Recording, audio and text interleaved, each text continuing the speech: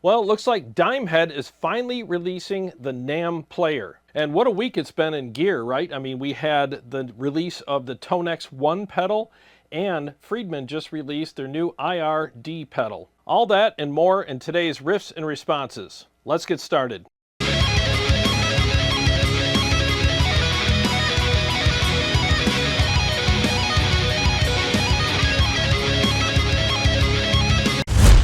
Hey guys, thanks for joining me for another episode of Riffs and Responses. This is where I read your comments and respond to them, and I also talk about gear news and, I don't know, whatever else is on my mind. So let's go ahead and kick things off with two awesome pieces of gear that were released this week. Number one was the TONEX One pedal, very affordable pedal. I was honored that they sent me one to help them out with the release, and I know we all got carpet bombed with a bunch of videos this week, and I was part of that, but hey, it was fun.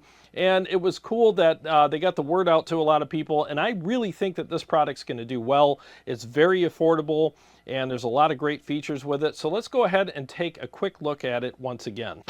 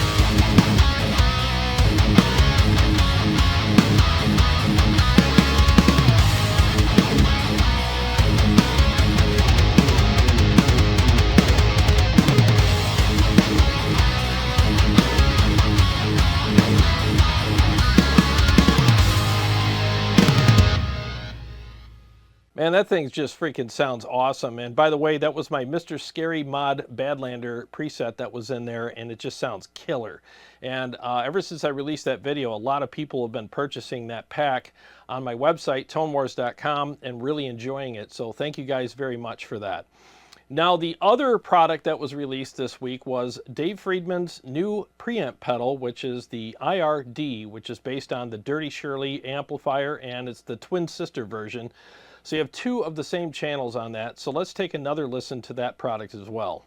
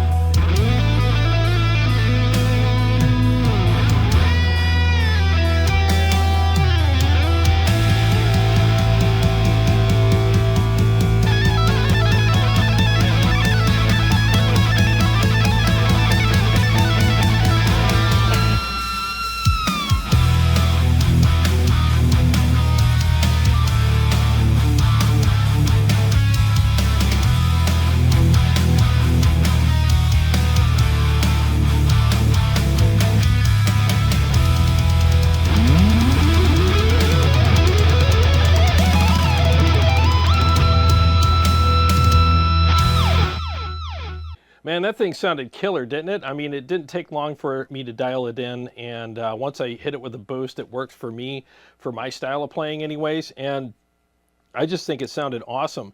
And I'm going by memory here, but I think I prefer it over the IRX, which I also liked a lot. So my buddy Steve Shaheen's coming over today, later on, and we're going to shoot out the IRX with the IR-D and see which one we both prefer.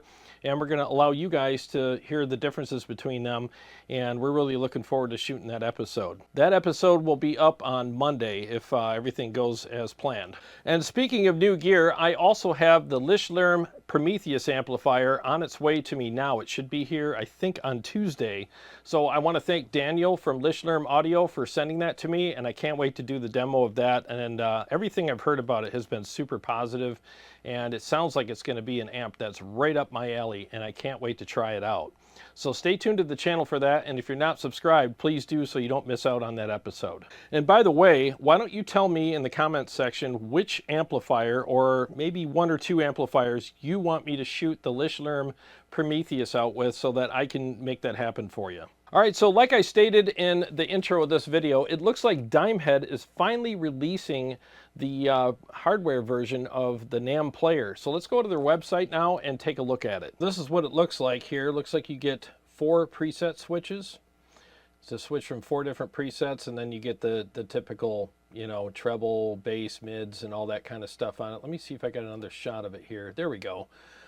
So you get volume, you get headphones, you get room. I guess you can dial in some reverb or something like that. And there's your gain knob and whatever the hell this thing does. I got to learn some more about this, but I just wanted to give you a quick overview of the pedal. And there's your outs, headphone outs, and you got your stereo outs there. You got an XLR, MIDI. Thank God for that, because then you can switch presets if you want to hook it up to an HX effects or something. USB for updates and stuff. So yeah, I mean, this thing actually looks pretty freaking cool. So let me know if you want me to review this when it comes out. Hopefully they'll send me one. That's what I'm hoping for anyways. I'm kind of done buying gear. I've spent way too much money on stuff, but if they send me one, I'll definitely review it. I'm talking to them right now and hoping to get one sent to me so I can demo it for you guys. And of course, I'll make captures and put them up on my website as well. So it's in pre-order mode right now, and it looks like it's around $595 European right now. I don't know how that all works with American money and all that, but anyways, it looks like it's going to be a pretty affordable unit, and from what I've heard, the captures sound freaking amazing, and a lot of people say that it's the most accurate capturing unit out there. So I can't wait to check it out and do some demos for you guys. And like I said, if it works out, I'll put them up on my website for you as well. Because as you can see, I got a ton of amps here I could capture for you guys, and I'm looking forward to that. We live in an amazing time, don't we? I mean, a lot of people are saying this is the golden age of gear for musicians, and I believe it. There's just so much out there. Every week there's just new releases and all these new companies coming out, whether it's amp companies or digital platform companies or pedals or whatever, guitars. I mean, there's just all kinds of amazing stuff being released on a weekly basis. And thank God for YouTube, right? Because you guys get a front row seat to all the new stuff that's coming out. So make sure you please support your channels that are doing all these demos for you and letting you know what's coming out and how it sounds, how it looks, everything, because we work really hard doing this for you guys and we love what we do, but we also need the support, and I thank you in advance for that. I mean, watching videos on YouTube is a lot better than reading magazine ads, right? Okay, this first comment is from Josh Smith 7033, and this is on my Tiny Rig Massive Sound video I did when I paired the TONEX One with the HX Stomp. And he says, if you have the HX Stomp, you wouldn't need the TONEX though. Well, that's actually a great comment, and I totally understand why you'd say that, because the HX Stomp has amp models in it. But the thing I would say is, I personally, as good as the models are in that product, I personally prefer the amp models that TONEX makes, because in my opinion they're more accurate, they're more three-dimensional, and they sound and feel better to me anyways. And I think a lot of people would agree that captures sound better than models. And what's nice too about the captures that you get on TONEX or any other capturing device is you're not limited to whatever our models are inside of whatever modeling platform that you have. You know, you got to wait for an update to get those, where with TONEX you can get pretty much anything you want as long as it's being captured and sold by other people. I mean, you can't get an EVH Stealth or a Badlander or a Splawn Nitro or a Friedman JEL or a Diesel Herbert or, I mean, Ingalls Savage. You can't get those in the Line 6 product, you know, but you can get them on TONEX because I make those captures and sell them, and so do a bunch of other people. So that's one major reason why the TONEX is a great addition to your HX Stomp or your HX Effects or your Helix or anything else like that. Now you have more models to choose from, and you can switch between models on the TONEX and ones in the Line 6 product as well, and then have the best of both worlds. But I prefer using the HX Stomp with the TONEX One or just the regular TONEX pedal as an effects unit by hooking it up via 4-cable method, and I get the best of both worlds with that too. I get the ease of use, and I get all the great effects that are in those units, and I pair them with the awesome tones that I have on the TONEX. But I appreciate your comment, and it gave me a chance to explain things further, and I hope you give it a chance because I really think you would like that setup. All right, this next comment is from Darboard, and this is on the same video, the Tiny Rig Massive Sound video. And he says, great video, thanks for taking the time to do honest videos. Question, if I already have a Helix and I am not worried about the pedal board space or size and not the cost, the full-size TONEX is the way to go? And what would be the benefits? Great question, and thank you so much for the compliment. I appreciate it, and it's my pleasure doing videos for you guys. I love doing it, and I'm glad you guys are enjoying them and getting something out of them. So regarding your question, let me go over it again. Let's see, I already have a Helix, and I am not worried about the pedal board space or size and not the cost. The full-size TONEX is the way to go.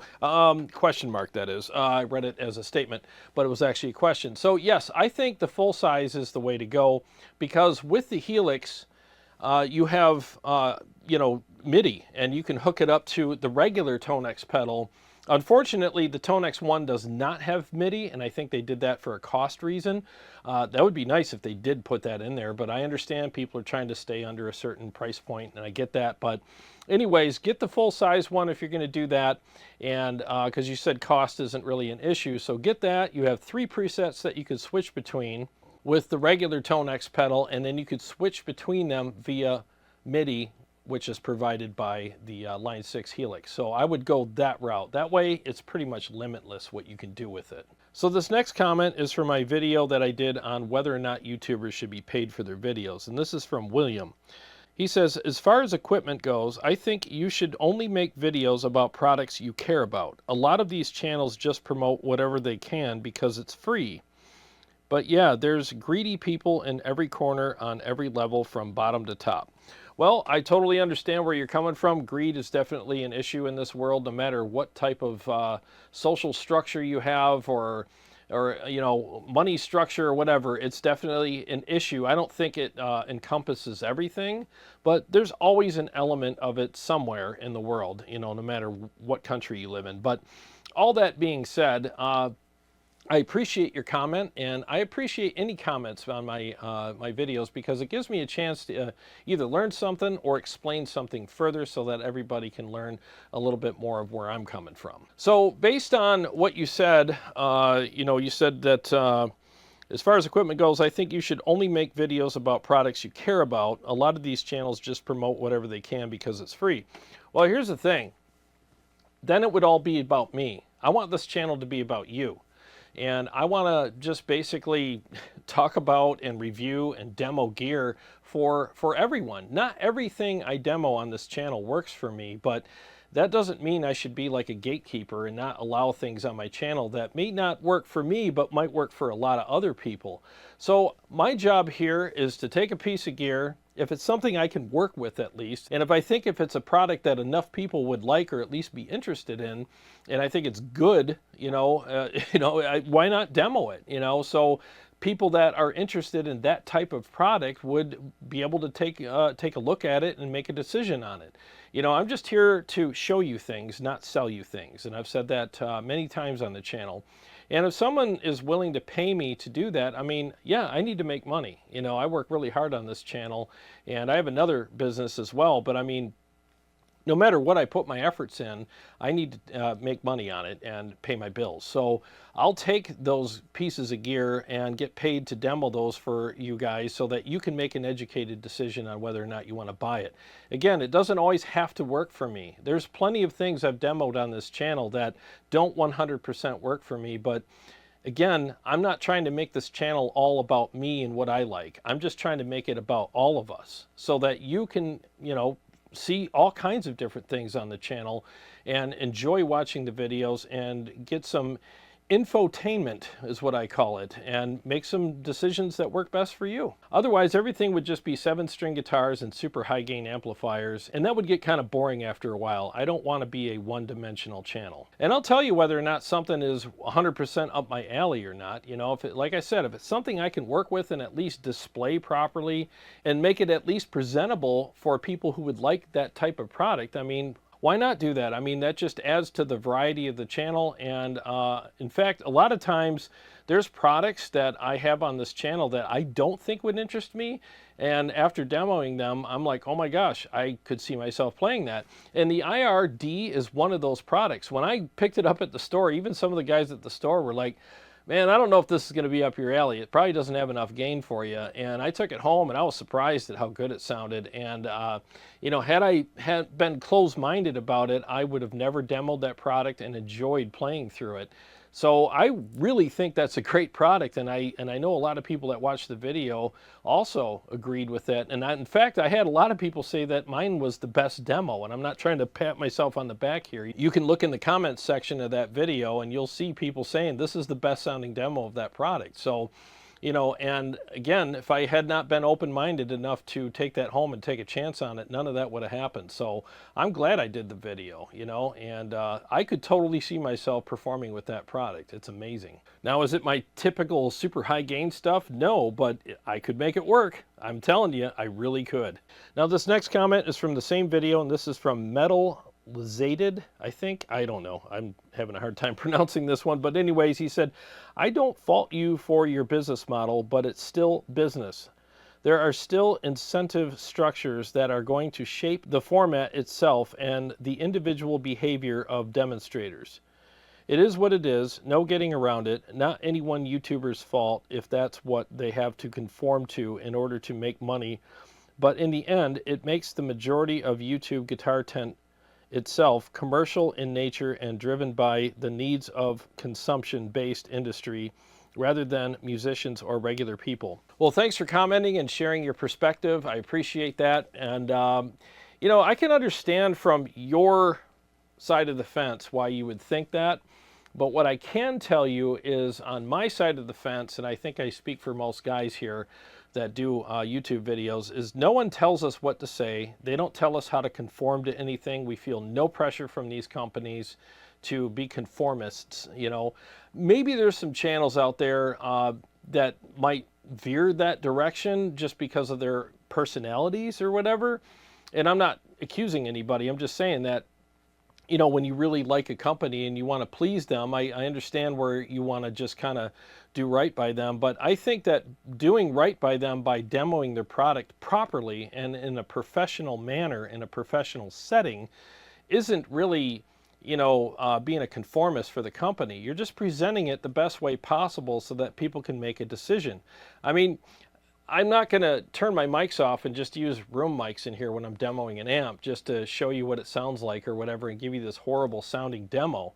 You know, I'm going to use mics on the cab. I'm going to make sure that the mics are in the proper spot. I'm going to make sure the amp is in, you know, dialed in properly, and whatever boost pedal I use is going to be done properly because I take pride in my work, not because I'm trying to make the company look good. And honestly, you would do the same thing. If you were to buy that product and set it up, you would dial it in the best you could. You would boost it with whatever pedal that you're going to do and dial that in properly. And if you were going to mic your cab, I'm sure you would do the same thing. You would make sure the mics are in the proper spot and all that stuff. So I'm doing exactly what you would do. I'm just doing it on YouTube in a demo format. But if I do all that stuff and the product still doesn't sound good, well then it's the product's fault, not mine, you know, and it's just the way it is, you know. I mean, I don't think that we as YouTubers are doing anything to cover up for anything and enhance a product so that you'll buy it. Because in the long run, if we lose our credibility with you guys, we're no good to the companies that we do demos for or you guys. So we lost our credibility and no one's going to watch us anyways. So keeping our integrity intact is the best thing that we can do. And that's what I'll continue to do on this channel for you guys, for myself, and the companies that I do demos for. All right, this next comment is from my TONEX One, a pedal for everyone demo. That's the one where I did the initial demo of the pedal. And this is from Mateo Midas, I think. That's how you pronounce it. He says, apart from the form factor, I don't think there's nothing to be excited for. It's basically a TONEX that uses the same profiles of its bigger brother, but with less functions. The big brother is small enough to be placed in a pedal board without any complaints. Guitar pedals keep getting smaller and smaller without any real advantages. It's a fraud only to make the market happy. Don't be fooled. Well, again, I appreciate your comment and you sharing your thoughts and your perspective on things, but man, you know, for a while when I was watching, like, let's say companies like Line 6 coming out with a smaller and smaller and smaller and a smaller unit every couple of years, I'm like, what's going on here? What's the next thing? Is it going to be a microchip implanted in us? I mean, how much smaller can you get, you know? But the thing is, though, is there is a reason for this kind of stuff. I mean, there are people who do fly dates, who want a small rig to take on vacation with them that they can fit in their suitcase. There's all kinds of reasons why people want smaller things. I mean, you remember when cell phones first came out, you had the bag phone, you know, and the stupid cord, you know, it was just kind of stupid. And they just kept getting smaller and smaller.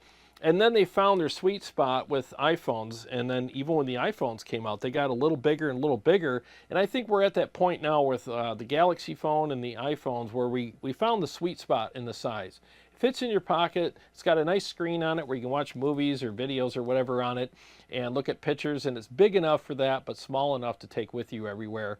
And I think that that's what we're trying to find in the market right now is, how small can we go without being ridiculous and giving up too many features, but also, you know, big enough to utilize and have things that we need, but small enough to take with us anywhere? I mean, there's all these different factors. And the thing is if people keep buying this stuff and finding ways of utilizing it, I can totally see why companies are continuing to do this. And honestly, I think the TONEX One is a great pedal.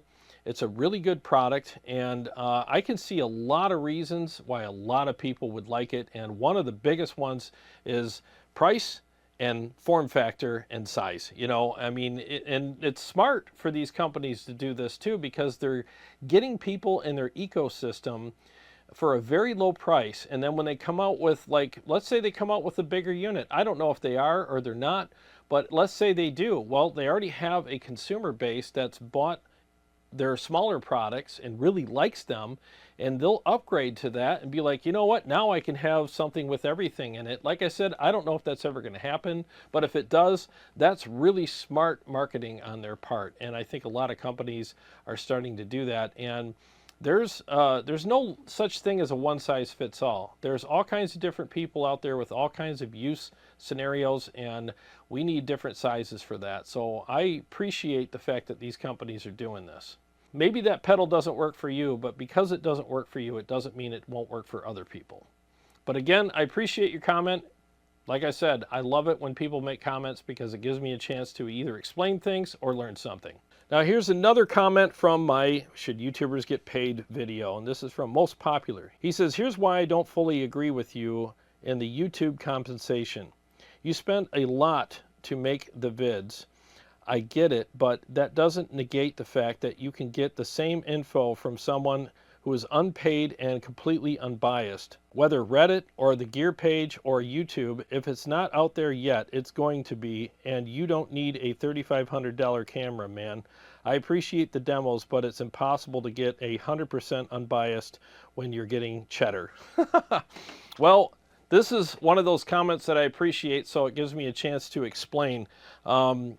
So when I started my channel, I didn't have DSLR cameras like this one and this one, okay? I had a webcam. Let me switch back to my other one. I had a webcam, and it looked like shit.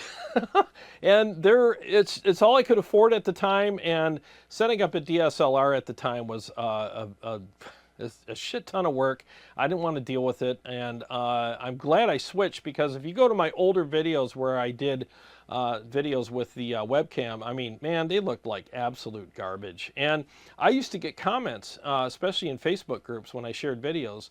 You always had the one dickhead that would be like, oh, you're streaming with a potato, or you're shooting your videos with a potato, and blah, blah, blah. And he'd, you know, take jabs at me. And now I didn't get the camera to appease that piece of shit. I just got it because I knew I needed to upgrade. It was just a matter of time before I did, but I didn't really want to take the plunge and spend that kind of money. And here's the other thing. When I have a piece of gear on a table here, I used to have a second webcam on that. And all the you know, the letters and the words on the amp for mid, treble, bass, all that stuff were so blurry, and there was no way I could focus the camera on that.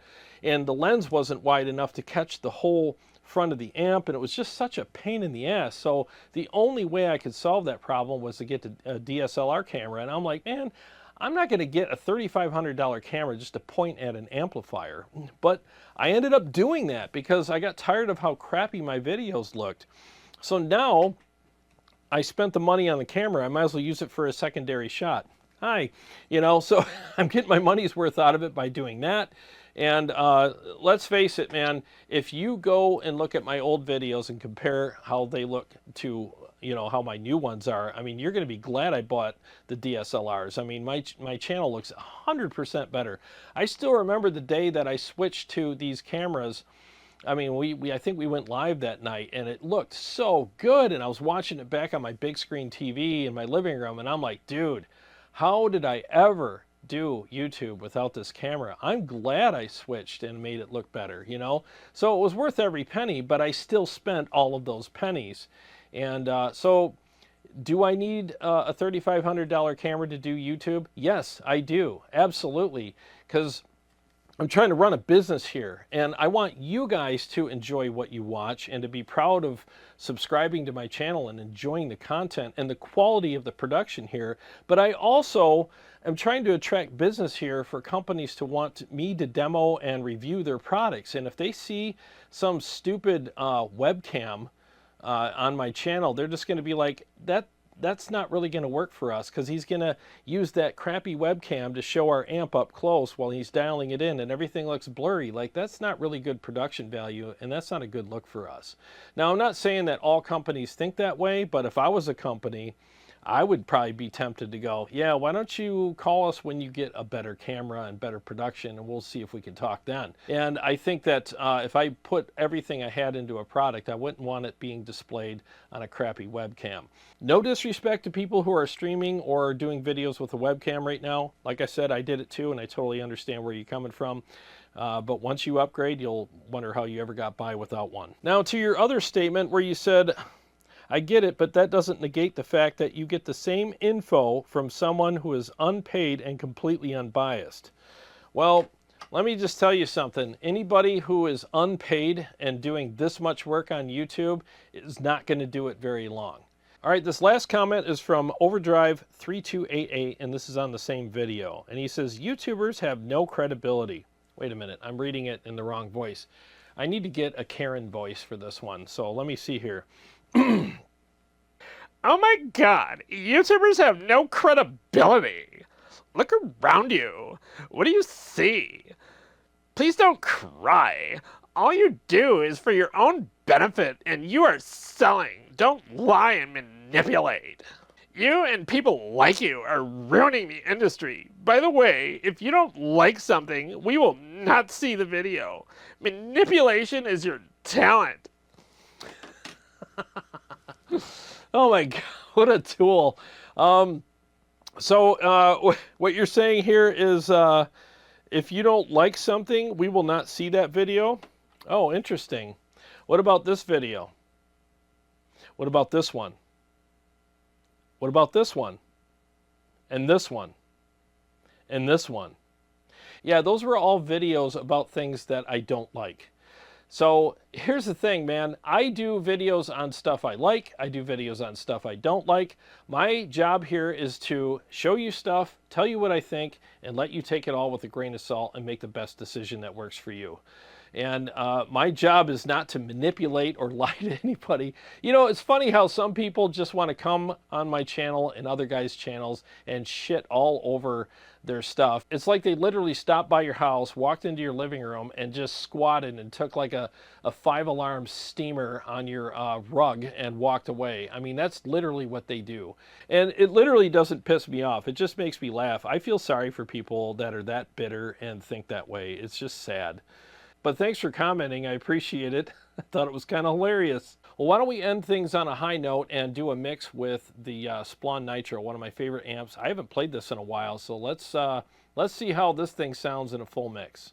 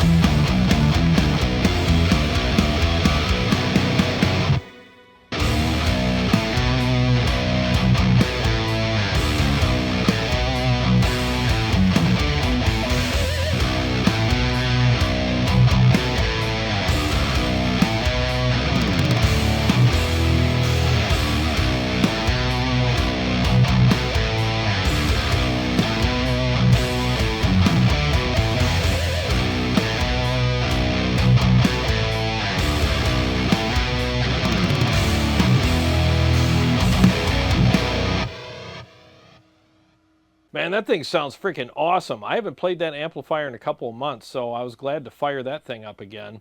Well, I hope you guys enjoyed the episode, and if you want your comment to be in next week's Riffs and Responses, please leave a comment below, and I'll try to do my best to read all of them next week for you guys. Well, to everyone who's been purchasing my preset packs for TONEX, Quad Cortex, and KEMPER, thank you guys so much. It really means a lot to me. It helps keep the lights on here and encourages me to keep going and making more presets for you guys as well. To all my Patreon supporters and subscribers, thank you guys so much. I really appreciate you guys. And if you're new to the channel, don't forget to subscribe and click the bell so that you don't miss upcoming episodes or reviews, demos, or live streams. I got a lot more stuff coming up for you guys, and I'll see you on the next one.